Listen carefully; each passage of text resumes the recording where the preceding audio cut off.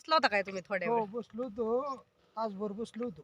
होय. कसं हा. काय मग घेवड्याचं कांद्याचं काय बाजार? घेवडा, अगं घेवडा 20ला किलो हा आणि कांदा आणि 10चा अर्धा, कांदा 10ला किलो, 5चा अर्धा. पाचचा अर्धा. हो घेवडा. म्हणजे अजून पण काय मार्केट काय नाही कुठलंच काय होय. नाही, अवघड आहे सगळं.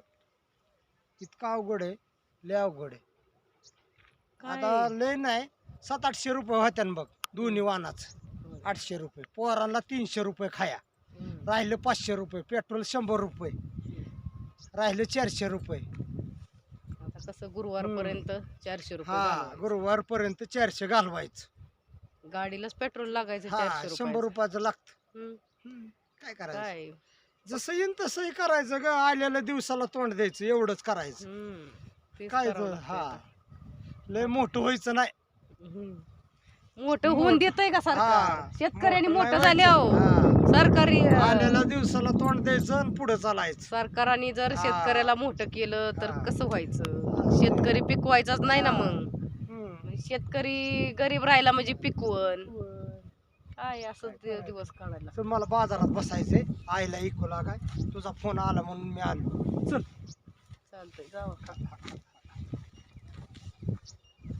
किती अवघड आहे बघा मंडळी, काय करायचं. तर आता विकल्याशिवाय तर मार्ग नाही. कांदा पण वखारीत नासून देऊन जमा नाही. आणि रानात तरी कसा टाकायचा? आता रानात निम्मा अर्धा तर टाकायलाच लागणार आहे, कारण कोंब आलेला कांदा बराच बाहेर काढलेला आहे. चांगला कांदा तेवढा नेतोय बाजारात. कशी परिस्थिती बघा आता. 400 रुपयावर गुरुवार घालवायचा आणि गुरुवारचं काय झालेलं ते परत सोमवारपर्यंत पुरवायचं. म्हणजे असं दिवस काढायला लागतात. पण हे कुणाला सांगून जमतंय का? पण आत्ता बोलावं लागलं की कसं काय करायला लागतंय, ते किती हालात दिवस काढावं लागतात, कसं कसं पैसे पुरवायला लागतात. आणि बाजार असल्यावर तर पोरांना खाण्याची अपेक्षा असती. आज बाजारला गेल्यात म्हणले आज खायला येईन, मग त्यांच्यासाठी 200-300 रुपये खायला आणावंच लागतं. पण करतोय कुणासाठी? मग पोरांसाठीच करतोय. मग जाऊ द्या, खाण्यापिण्यात पोरांना घातलं पाहिजे. काय करायचं आता, केल्याशिवाय पर्याय नाही. पोरांना तर घालावंच लागतंय, ते कशी हे होणार. आता घेतो, आता काय झालंय आता सगळं करून, आता जायचं घरी.